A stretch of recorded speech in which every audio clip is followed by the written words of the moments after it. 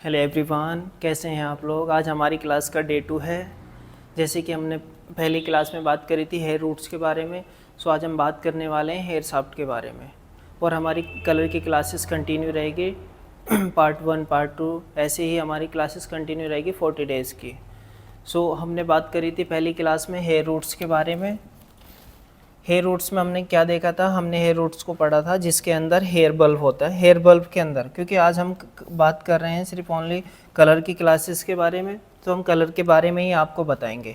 Okay जो हमने पहली क्लास में बात करी थी हेयर बल्ब के बारे में। हेयर बल्ब के अंदर क्या होता है, हमारे मैट्रिक्स होते हैं। मैट्रिक्स के अंदर हमारे मेलानोसाइड होते हैं।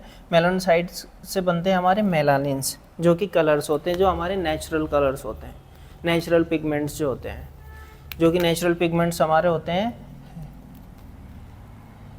Red, yellow, blue. सो आज हम बात करने वाले हैं, इसको रफ कर देते हैं। हम बात करेंगे हेयर शाफ्ट के बारे में, क्योंकि रूट्स को हमने डीपली जान लिया था और ओनली फॉर हम कलर की क्लासेस बता रहे हैं। हेयर में भी जो हेयर रूट्स हैं इसमें भी बहुत डीपली होता है, बाकी हम ओनली कलर की क्लासेस कलर के बारे में बात कर रहे हैं। सो हम कलर की ही बात करेंगे, हेयर रूट्स के बारे में और डीपली हम आगे की वीडियो में जानेंगे। सो आज हम बात करने वाले हैं हेयर शाफ्ट के बारे में। हेयर शाफ्ट होता क्या है, क्योंकि रूट्स पे तो डॉक्टर्स लोग काम करते हैं, हेयर शाफ्ट पे हम एक हेयर स्टाइलिस्ट काम करता है और हमें हेयर शाफ्ट पे ही काम करना है।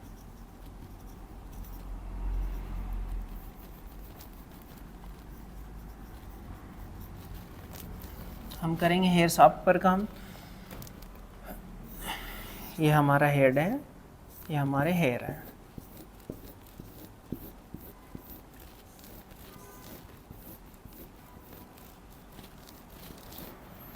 ये हमारे हेयर हैं जिस पर हम काम करेंगे। हेयर स्टाइलिस्ट हेयर शाफ्ट पे काम करते हैं, ना कि हेयर रूट्स पे। हेयर रूट्स पे डॉक्टर लोग काम करते हैं। सो आज हम बात करने वाले हैं हेयर शाफ्ट के बारे में। एक हम सिंपल से हेयर बना लेते हैं। ये हमारा हेयर है,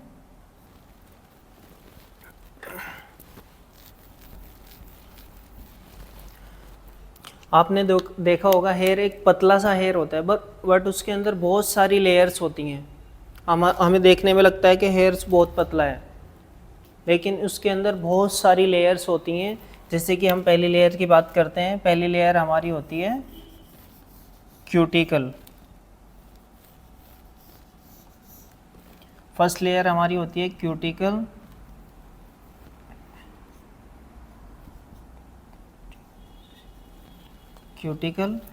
फिर इसी के अंदर सेकंड लेयर भी होती है, जो होती है हमारी कॉर्टेक्स लेयर। ये हमारी कॉर्टेक्स लेयर होती है। और एक और इसके अंदर लेयर होती है, जो होती है मेडुला। ये मेडुला लेयर। तो हमारे बालों में होती हैं 3 लेयर्स। फर्स्ट लेयर होती है हमारी क्यूटिकल, सेकंड हमारी कॉर्टेक्स, थर्ड हमारी मेडुला। तो पहले बात करते हैं क्यूटिकल लेयर। क्यूटिकल लेयर हमारी ट्रांसपेरेंट लेयर होती है, आउटर मोस्ट लेयर होती है जैसे फिश टेल की तरह होती है। ओके, बात करते हैं कॉर्टेक्स लेयर में। कॉर्टेक्स लेयर क्या होता है, हार्ट ऑफ द हेयर होता है।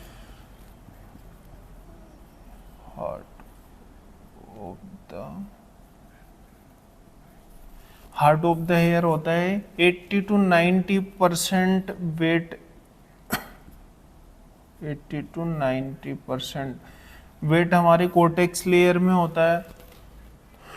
मेलानिन प्रोड्यूस करता है। केमिकल ट्रीटमेंट जितना भी होता है हमारे कॉर्टेक्स लेयर में होता है। ओके, सो सबसे पहले हम बात करते हैं कॉर्टेक्स लेयर में। कॉर्टेक्स के अंदर हमारे पिगमेंट्स होते हैं। पहले तो होता है हमारा पिगमेंट्स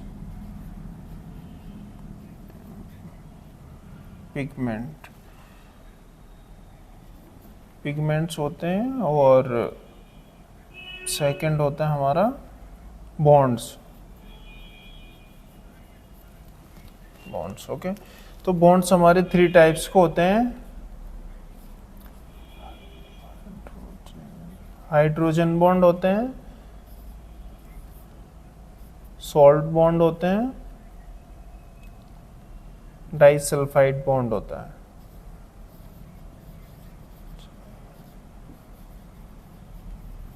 डाइसल्फाइड बॉन्ड होता है। सो पहले हम बॉन्ड्स के बारे में बात कर लेते हैं। ये हमारे दो बॉन्ड्स होते हैं, ये टेम्परेरी बॉन्ड होते हैं। आपने देखा होगा हाइड्रोजन बॉन्ड किससे ब्रेक होता है? हाइड्रोजन बॉन्ड हमारा वाटर से ब्रेक होता है, वाटर से ब्रेक होता है और हीट से ब्रेक होता है। तो हाइड्रोजन बॉन्ड हमारे वाटर से ब्रेक होता है और हीट से ब्रेक होता है। आपने देखा होगा जब आप हेड वॉश करते हैं तो आपके बाल स्ट्रेट हो जाते हैं।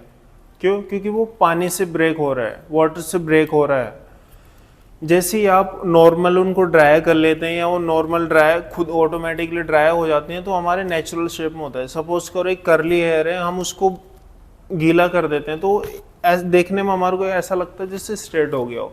जैसे ही वो अपने नेचुरल पोजीशन में आएगा तो कर्ली हो जाता है। क्यों? क्योंकि हमारा वो वाटर से ब्रेक हो रहा है। और दूसरा क्या होता है? हीट से ब्रेक होता है। हीट से ब्रेक कैसे होता है? हीट से ब्रेक ऐसे होता है, सपोज करो आपके बाल स्ट्रेट है, आपने टोंग्स किया, उनको कर्ल्स किया, कर्ल्स करके छोड़ दिया, टेम्परेरी है वो। जैसे ही आप उसको वॉश करेंगे तो आप वो नेचुरल अपनी जो पोजीशन होती है उसमें आ जाएगा, मतलब स्ट्रेट हो जाएगा। क्योंकि वो टेम्परेरी बॉन्ड से वो टेम्परेरी ब्रेक होता है हीट से ब्रेक हुआ, कर्ल्स हो गए। जैसे ही हमने उसको वॉश किया वाटर से, ऐसे ही वो नेचुरल पोजीशन में आ गया। तो टेम्परेरी बॉन्ड्स होते हैं। और दूसरा हमारा सॉल्ट बॉन्ड होता है। ये सॉल्ट हमारे सॉल्ट बॉन्ड होता है, ये पीएच से ब्रेक होता है। तो पीएच के बारे में हम नेक्स्ट वीडियो में बात करेंगे। पीएच को हम थोड़ा डीपली बताएंगे आपको। जो डाइसल्फाइड बॉन्ड जो होता है ये हमारा परमानेंट, जिस पर हम परमानेंट काम करते हो वो हमारा डाइसल्फाइड बॉन्ड ही होता है। आपने देखा होगा स्ट्रेटनिंग या स्मूथनिंग जो भी हम कराते हैं वो कटते भी हैं, उसके बाद भी वो स्ट्रेट ही रहते हैं। न्यू ग्रोथ आती है बट वो स्ट्रेट ही रहता है हमारा हेयर। क्यों? क्योंकि इस पर हमारा परमानेंट काम होता है।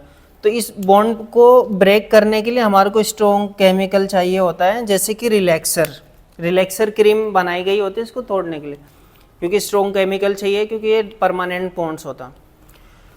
तो इसको तोड़ने के लिए कंपनी वालों ने बनाया है रिलैक्सर मतलब हमारी स्मूथनिंग की जो फर्स्ट क्रीम होती है उसको हम बोलते हैं रिलैक्सर क्या करता है?